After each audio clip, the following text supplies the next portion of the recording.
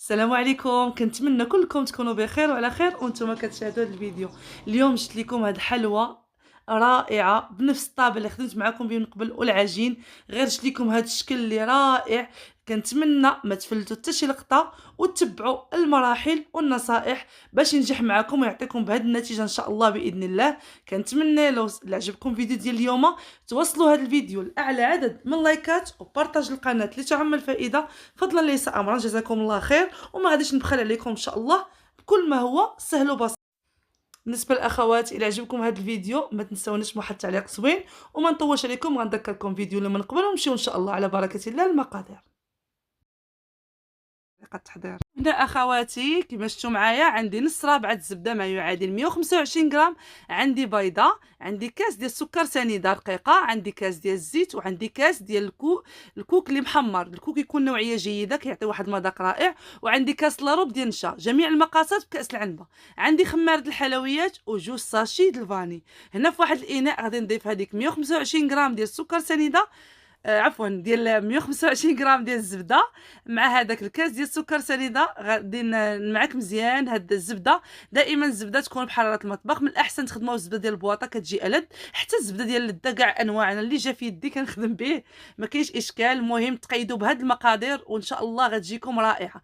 هنايا بعد ما خلط ديك الزبده مع السكر سنيده ضفت لهم هذوك جوج ساشي ديال الفاني، والفاني مع الكوك كيعطي واحد الانسجام واحد المذاق رائع. صافي هنايا كناخذ كاس ديال السنيده. هنا اخواتي كما ذكرت معكم جميع المقاسات بكاس العنبه. صافي هنا كيما شفتوا معايا غنبقى نضيف الزيت بالتدريج وانا كنواصل الخلط حتى كندخلوا داك الزيت في الخليط ديال الفاني والزبده والسكر سنيده حتى كنحصلوا هكا على بوماد او كريمه.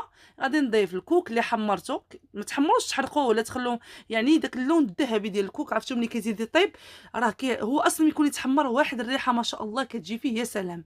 هنا غادي ندير بيضه وغادي نخلط الكل مزيان كما شفتوا معايا اخواتي. صراحه هاد الحلوى كنتمنى تجربوها. هنا اخواتي كنضيف النشا هو اللي كيعطيه هذيك الهشاشه اللي شفتوا معايا في اول فيديو، والكوك كيعطي واحد المذاق واحد اللون رائع. هنا كما شفتوا معايا بعد ما ضفت هذاك كاس لاروب ديال النشا ضفت معاها خماره الحلويات، وغنبقى نضيف الدقيق اللي خاص بالحلويات كيكون مغربل كنغربلو كنديرو في اناء ونبقى نضيف شويه بشويه. دائما الدقيق كما كنقول لكم اخواتي كتضيفوه بالتدريج، كتبقاو تضيفوا الدقيق بشويه بشويه.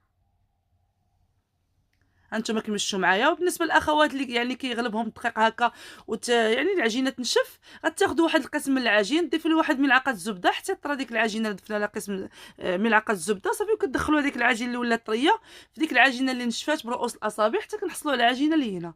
هنا بالنسبه لي انا اخواتي مبغيتش نقطع لكم باش نوريكم القوام ديال العجين واضافه ديال الدقيق بالتدريج، حيت بزاف الاخوات كيقول الكميه كتبقى على حسب كاين النوع اللي كيتشرب كاين اللي ما كيتشربش. المهم الدقيق اخواتي كنضيف بالتدريج، كنبقى نضيف بشويه بشويه. هي العجينه ملي ما كتبقاش تلصق لا في اليد ولا في المول اللي كنخدموا فيه، صافي راه كنعرفوها انها هي هذيك. انا راه باقي كتلصق ليا شويه في اليد ديالي. كنبقى دائما اخواتي اضافه الدقيق كتبقى تضاف بشويه بشويه. بالنسبه لاي تساؤل اي استفسار اخواتي خليوه لي في التعاليق. بالنسبه لهاد الطابع اللي خدمت به راه غادي نخليكم الصوره حيت كيجيني عليه طلب كثير. شوفوا معايا العجينه البنات كتكون تكور وما تلصقش في اليد. بالنسبه لنا اللي غنخدم به هاد الطابع هذا الطابع ماشي ديال البطاطا، هذا ديال اللي كيقطعوا به البصله. انا وانتم اخواتي خدموا باي طابع عندكم. هنا اخواتي كنخدم على طاوله العمل، يعني كندير شويه ديال الدقيق، كندير بلاستيك غير من الفوق باش ما كيلصقش ليا في هذاك المدلك، ولتحت كندير شويه الدقيق باش ملي نبغي نهز الحلوى ما تلتصقش معايا. ونفس الطريقه اللي خدمت معاكم بها دوازتين من قبل، غير هذا خدمته على شكل هكايا بهذا الشكل مربع بطريقه اللي ساهله. شوفوا تبارك الله شحال كيجي كيحمق كيجي مرشوم. غادي نوريكم الطريقه ديالو اللي ضروري العجينه كتكون شويه غليظه على الصابلي باش كتبان فيها ديك الرشمه، والطابع فين ما كنبغيو نطبعوا به كنديروه في الدقيق. صافي وكنبقى نطبع البنات اللي طبعتها كندير في هذاك الطابع في الدقيق وكنعاود كل شيء بنفس الطريقه. صراحه هاد دوازتاي رائع، ما نقول لكمش ما كاينش اللي ما كلاو حماق عليه لانه كيجي هشيش كيذوب ذوبان في الفم. كنتمنى ان شاء الله يعجبكم. وهنا اخواتي انا قطعت بهاد القطاعيه اللي عندي في هاد القياس ديال هاد الطابع. عند هادوك الجنيبات كاين شي مره هكا كيتحيدوا في الطابع، من الاحسن نقطعوا بقطاعه مربعه ما عندهاش هذوك الحواف هكا رقاق باش ما كيبقاوش تحيد دوك الجوانب. هانتوما اخواتي شتو كيتحيدوا هذوك الجوانب. هنا ممكن انكم تحيدوهم وتخليوه هكا على شكل بحال البسكوي هكا مربع، او ممكن تخليوه كما هو. انا صراحه عجبوني هذوك الجوانب، غير بقيت هكا في الهزه كنحاول دوك الجنيبات ما يتحيدوش. المهم البنات اهم حاجه انكم ترشوا طاوله العمل بشويه ديال الدقيق، تسرحوا العجينه السمك ما يكونش غليظ وما يكونش رقيق بزاف، والطابع فين ما تطبعوا به كديروه في الدقيق، والعجينه متبقيه غير كنجمعها وكنعاود نسرحها بنفس الطريقه. صراحه كيجي رائع، واحد الحلوى اللي رائعه، هشيشه بنينه، والشكل ديالها راقي ومميز. ان شاء الله باذن الله غنشارك معكم حتى الشكل ديال التزيين باش يبقى هذيك الرشمه باينه مع الشوكولات. ان شاء الله كلشي غادي نوضحوا لكم في هذا الفيديو. غير اللي وصل معايا لهنا ومازال ما دارش لايك الفيديو، كنقول لكم ما تنساونيش من اللايكات ديالكم وتشجيعاتكم. وان شاء الله باذن الله جاي العيد الاضحى باذن الله تعالى، وضروري كنتجمع العائله ونبغيو هكا حليوات دوازاتاي. ان شاء الله باذن الله موجده لكم سلسله من الحلويات وافكار رائعه، غير ما تبخلوش عليا بتشجيعاتكم. هنا اخواتي دخلتها الفران طابت وتحمرت وحصلت على هذه النتيجه اللي رائعه. شوفوا معايا كيما رشمناه كيما كيبقى محتفظ على الشكل ديالو، رغم اننا درنا فيه خماره ديال الحلوى، وراه كتعطيه ديك الخماره هشاشه، وهذاك الكوك مع ديك النشا ما نقول لكمش روعه. هنا ذوبت الشوكولات، النوعيه الشوكولات انا استعملت غير كالا اقتصادي وسهل في الخدمه. ضفت ليه واحد معلقه ونص ديال الزيت المائده، وكنحرك ضروري هكا نخفوا الشوكولات بالزيت، باش ملي غادي ندير من فيه هاد نص ديال الحلوى كتبقى هذيك الرشمه ديال الطابع كتبان من الشوكولات. هذوك الحفيرات ديال الطابع كيبانوا في الشوكولات، ما تغطاش واحد الطبقه سميكه وما يبقاش يبان لنا الرشمه ديال الطابع. كنتمنى نكون وضحت اكثر، سواء هكا بالفيديو او لا كنشرح.